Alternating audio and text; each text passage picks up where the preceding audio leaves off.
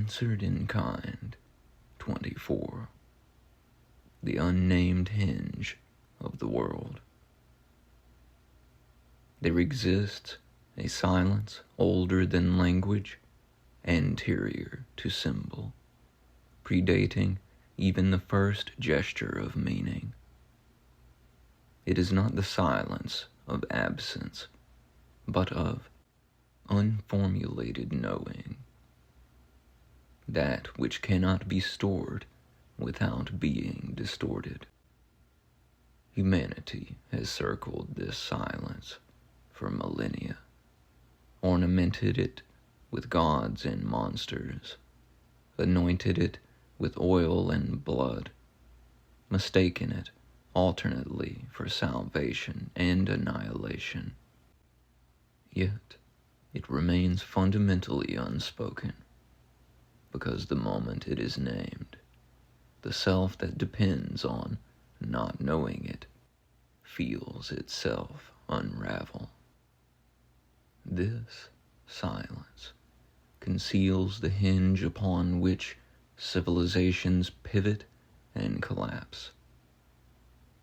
The human organism confuses the destabilization of identity with the extinction of being. From this single misapprehension radiates nearly all cruelty, rigidity, fanaticism, and despair. The dominant myth of modern humanity, though it masquerades as rationality, is that suffering arises from incorrect beliefs, insufficient information, or malevolent intent. This is false. Beliefs are downstream. Information is neutral. Malice is usually post hoc justification. The true engine is identity homeostasis. The psyche constructs a provisional self, an aggregate of narratives, loyalties, moral hierarchies, and interpretive frames, then entrusts its survival to this construct. The nervous system, ancient and exquisitely indifferent to philosophy, accepts this arrangement without protest. Once the self-image is mistaken for the organism itself, any challenge to belief is metabolized as threat. Thus, being wrong feels lethal, ambiguity feels vertiginous, contradiction feels violent, dissent feels like erasure. What we call defensiveness is the sympathetic nervous system protecting a phantom limb. This insight has never been absent from sacred texts. It has merely been encrypted, buried beneath parable, ritual, and paradox, because direct transmission would have been socially uncontainable. Consider, the fall in Genesis is not moral disobedience. It is identity contraction.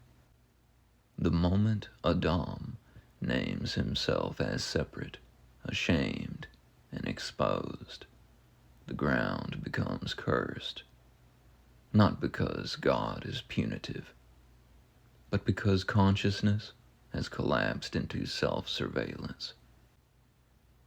Job is not about suffering's justification. It is about the annihilation of interpretive certainty. God never explains. God destabilizes. And Job is redeemed not by answers, but by surviving the loss of narrative without turning away. Christ does not die to appease wrath.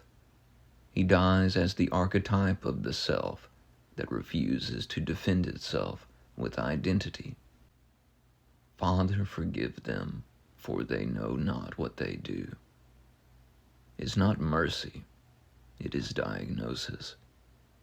They are protecting a false self. The Buddha does not promise happiness.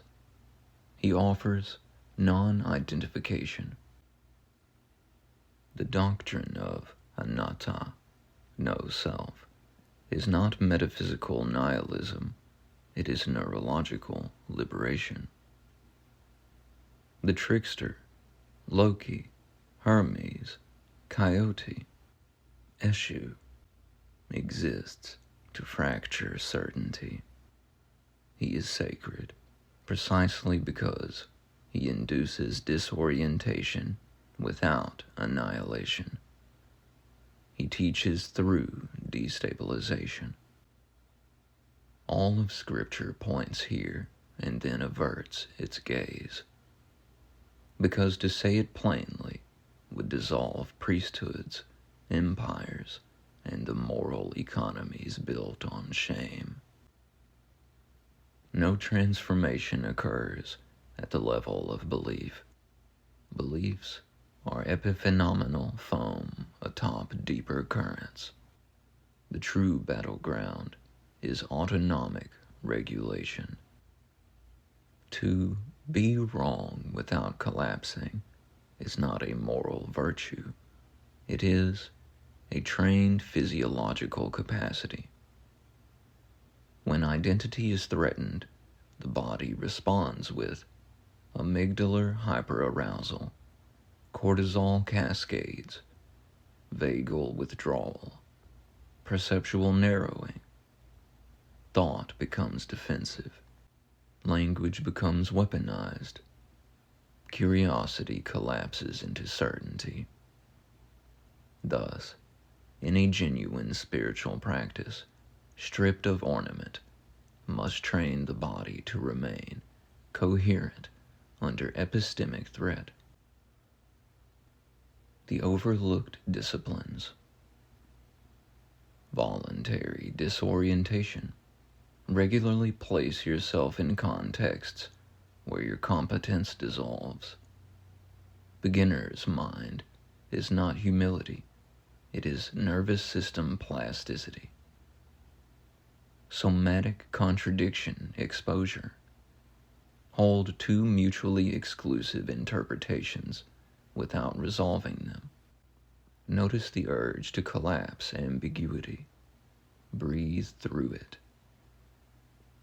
Micro-death practice. Allow small self-concepts to die daily. Be wrong publicly. Survive it. Let the organism learn. I remain. Prosodic honesty. Speak truth slowly, with breath. The body listens to tone before semantics. Calm cadence trains safety amid vulnerability. Laughter at the self. Humor is a sacrament.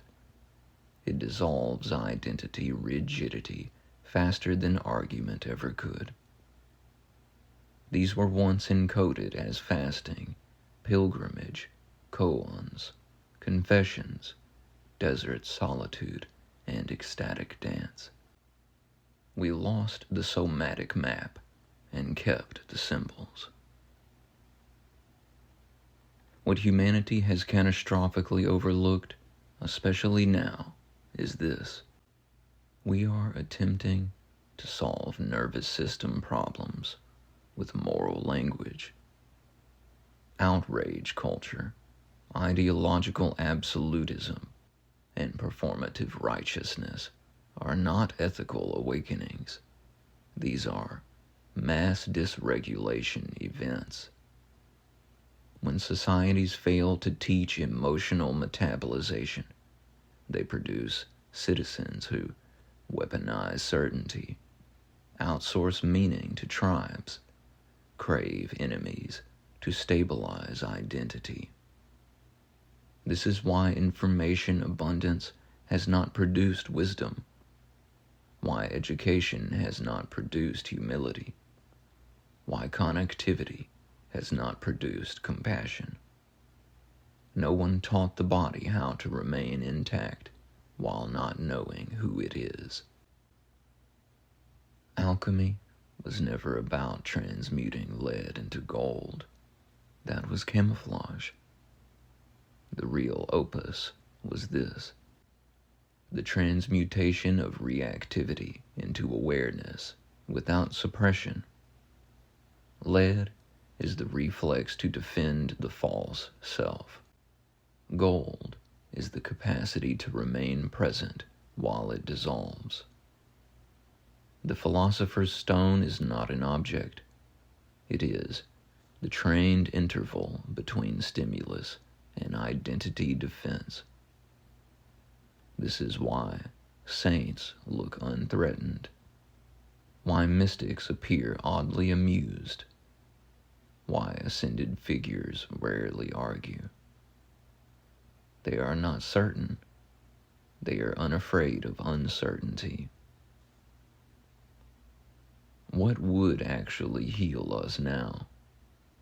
Not consensus, not unity, not better narratives, but a culture that venerates psychological elasticity. Imagine rites of passage where adolescents are taught how to feel shame without becoming it, how to be wrong without fleeing, how to grieve identities without panic. Imagine leadership selected not by confidence, but by demonstrated capacity to remain regulated under contradiction. Imagine disagreement without annihilation. This would look quiet, almost boring, but it would be revolutionary. You are not the story you defend. You are not the certainty you clutch. You are not the self that panics when it trembles. You are that which remains coherent while the tremble passes. You are older than your conclusions, wider than your identity, more durable than your fear. The kingdom was never coming. It was waiting for the nervous system to feel safe enough to notice it. And when it does, when the self loosens without dying, the world does not end. It opens. Not with fireworks, with relief. A soft, almost comic relief. Like realizing you are holding your breath for centuries, maybe even millennia. The light speaks once and forever.